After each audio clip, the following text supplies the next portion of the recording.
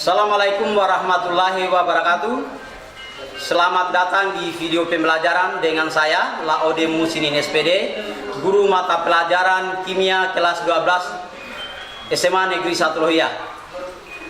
Nah, adapun materi video pembelajaran kita kali ini adalah tentang sifat-sifat koligatif larutan. Yang menjadi tujuan pembelajaran kita kali ini kaitannya dengan sifat-sifat koligatif larutan adalah yang pertama, kita atau siswa dapat menjelaskan pengertian sifat koligatif larutan. Yang kedua, siswa dapat menjelaskan arti kemolalan dan fraksimol serta penggunaannya.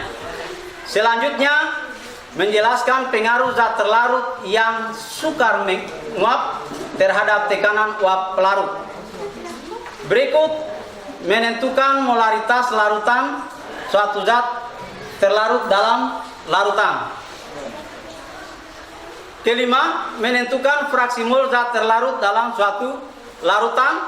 Dan yang terakhir, menentukan perubahan tekanan uap di suatu larutan. Baik para siswa sekalian, kita langsung pada materi kita tentang sifat koligatif larutan. Untuk itu, barangkali sedikit refleksi kaitannya dengan peristiwa atau kondisi di tengah masyarakat, hubungannya dengan sifat koligatif larutan. Di beberapa kondisi di tengah masyarakat, misalnya ketika industri rumah tangga atau dalam hal pembuatan es putar, itu bisa memanfaatkan sifat koligatif larutan. Yang berikut, misalnya ketika pesawat terbang yang melewati musim dingin atau daerah dingin di beberapa negara kutub, itu setelah tiba di bandara, petugas bandara senantiasa membersihkan kristal atau butiran es yang ada di permukaan pesawat, jangan sampai mengganggu keseimbangan sistem perjalanan ketika pada saatnya nanti. Kemudian yang berikut, contoh lain misalnya ketika pembuatan ikan asin dan banyak hal yang kaitannya dengan penggunaan sifat koligatif larutan. Nah, para siswa sekalian, dari beberapa contoh yang saya sebutkan tadi, itu hanya beberapa contoh dari penggunaan sifat koligatif larutan dalam kehidupan sehari-hari. Baik, sekarang kita masuk pada konsep sifat koligatif larutan.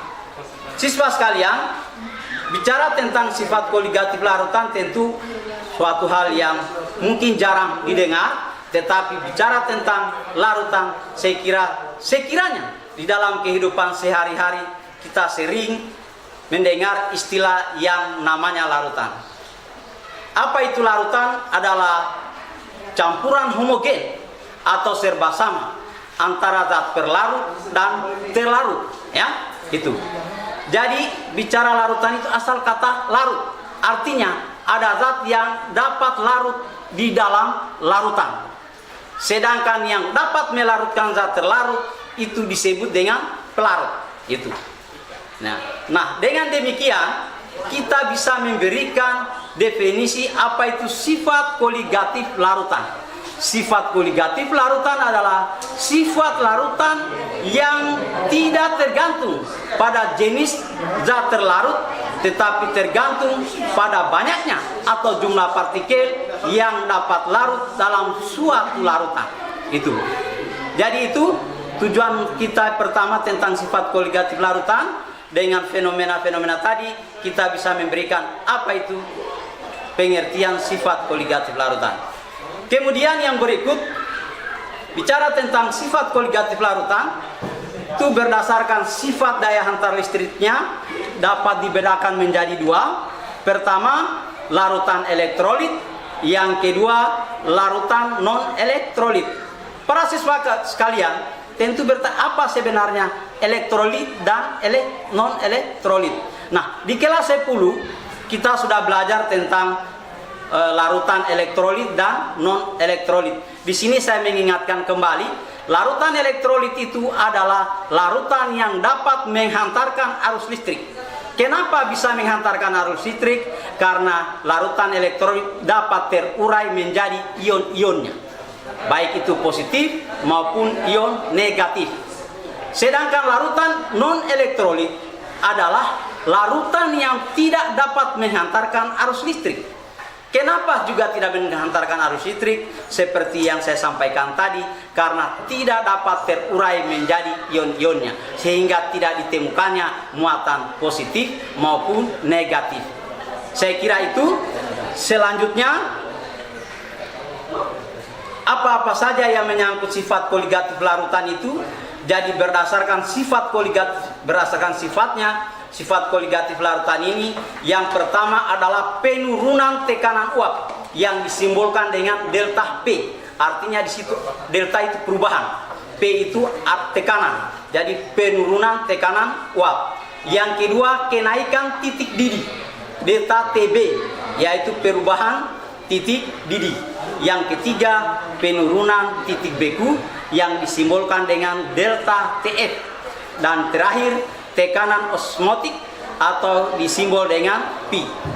Nah, para siswa sekalian, untuk lebih memahami apa itu penurunan tekanan uap, jadi untuk tentang delta TB, delta TF, dan tekanan osmotik itu akan kita bahas pada pelajaran selanjutnya. Pada pertemuan kali ini lebih ditekankan tentang penurunan tekanan uap.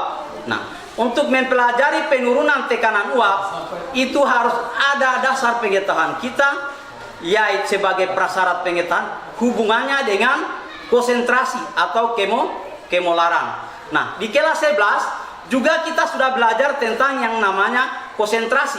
Nah, konsep ini akan lebih banyak kita gunakan, aplikasikan dalam penggunaan sifat-sifat koligatif larutan.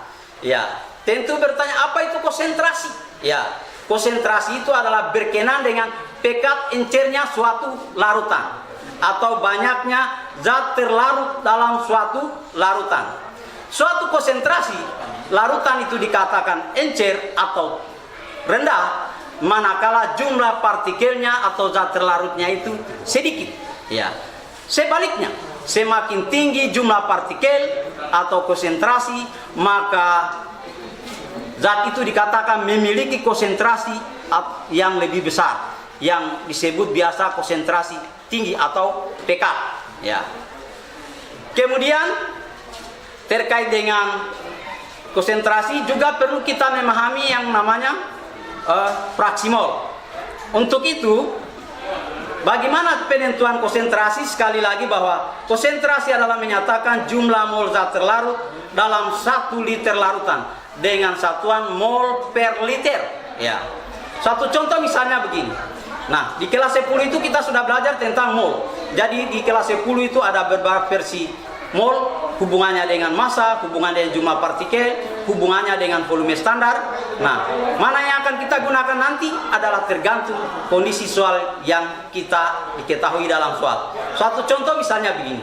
Jika di dalam 500 ml air atau 0,5 liter dilarutkan terdapat 6 gram urea dengan massa molekul relatif 60 gram per mol, maka tentukanlah molaritas larutan itu.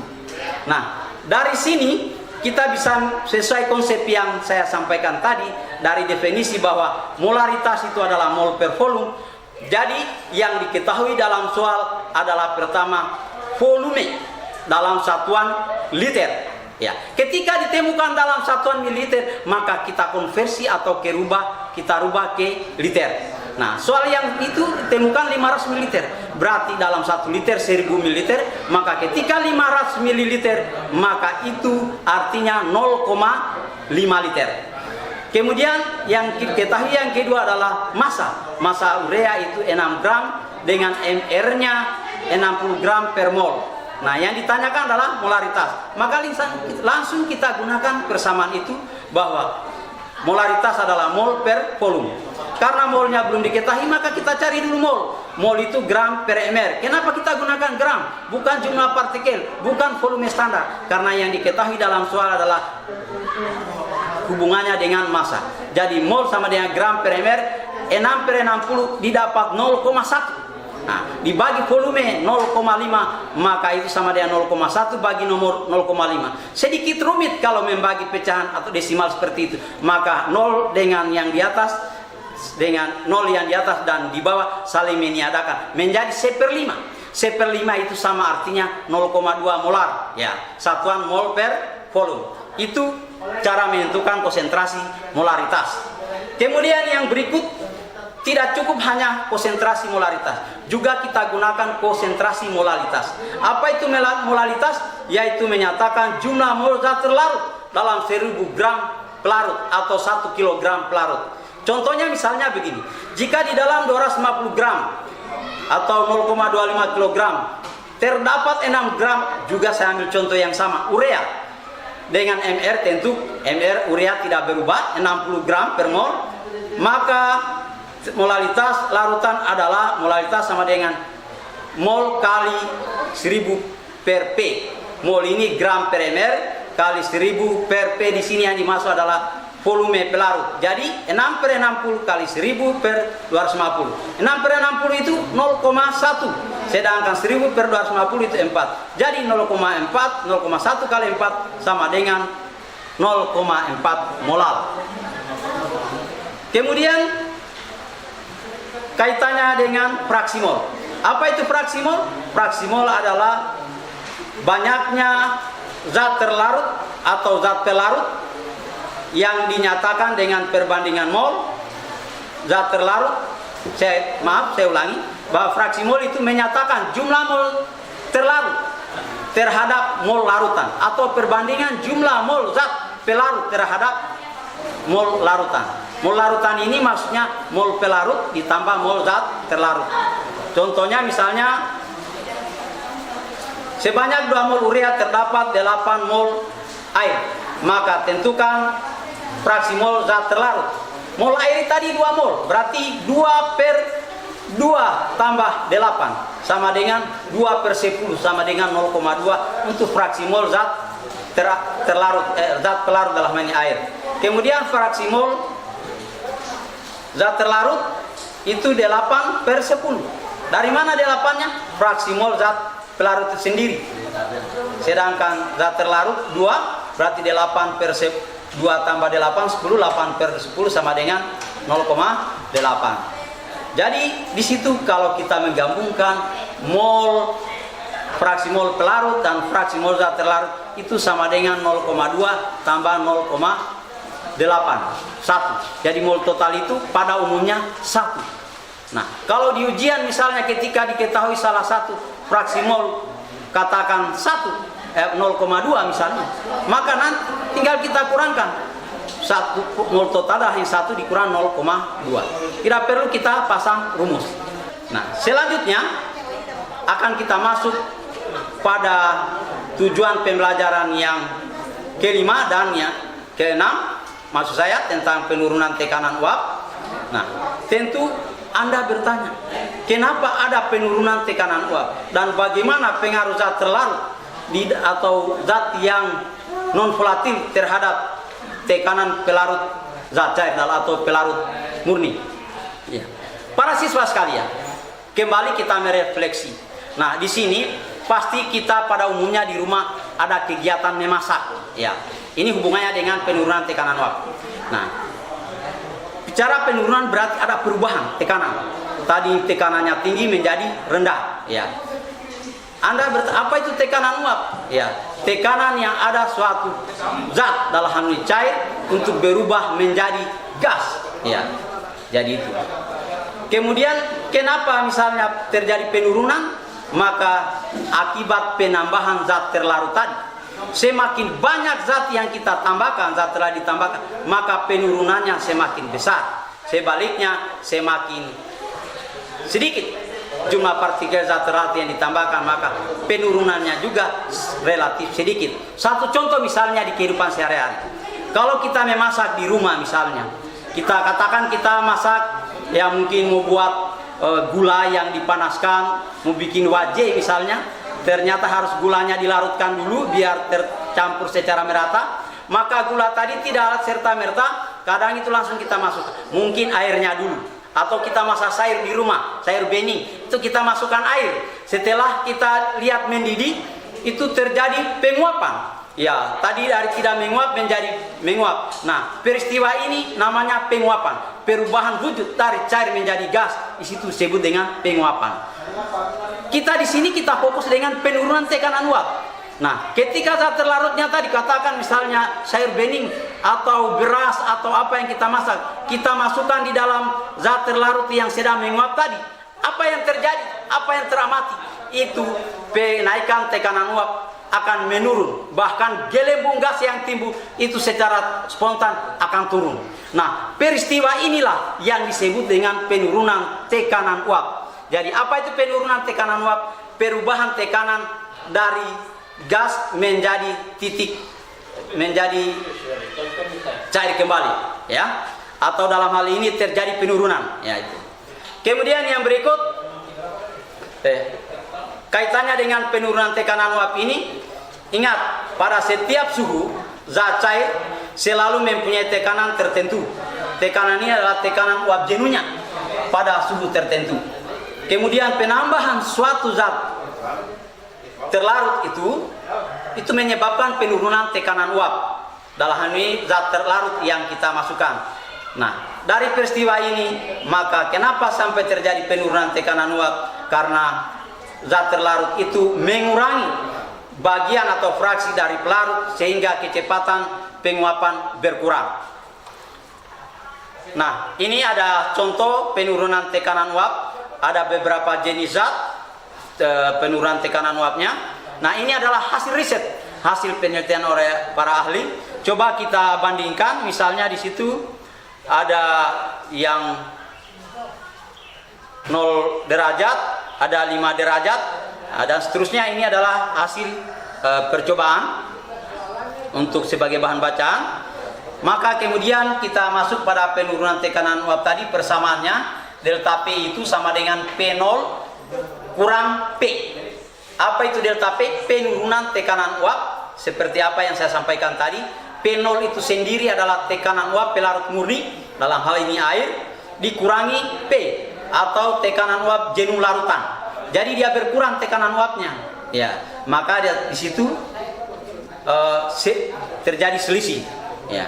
Untuk lebih memahami ini ada persamaan yang hasil ahli kimia seorang bernama Roth menemukan persamaan bahwa P sama dengan P0 kali XB, di mana P di situ tekanan uap jenuh larutan, P0 tekanan uap jenuh pelarut murni, XB fraksi mol pelarut. Nah, kalau kita mau tentukan delta P-nya, bisa juga delta P sama dengan P0 kali XA. Apa itu XA? Fraksi mol zat terlarut. Nah, untuk itu kenapa kita belajar fraksi mol? Karena ada hubungannya dengan persamaan-persamaan penurunan tekanan uap jenuh tadi. Nah, di sini saya tidak akan berikan contoh latihan, tetapi hanya contoh soal, karena sedikit waktu yang membatasi kita, sehingga apa yang saya sampaikan mudah-mudahan anak-anak sekalian bisa menyimak dengan baik. Kalaupun ada yang tidak sempat dipahami, bisa membaca beberapa literatur yang ada hubungannya dengan sifat-sifat koligatif larutan, terkhusus penurunan tekanan uap. Saya kira itu yang saya dapat saya sampaikan. Mohon maaf atas segala kekurangan. Billahi taufiq wal hidayah. Assalamualaikum warahmatullahi wabarakatuh.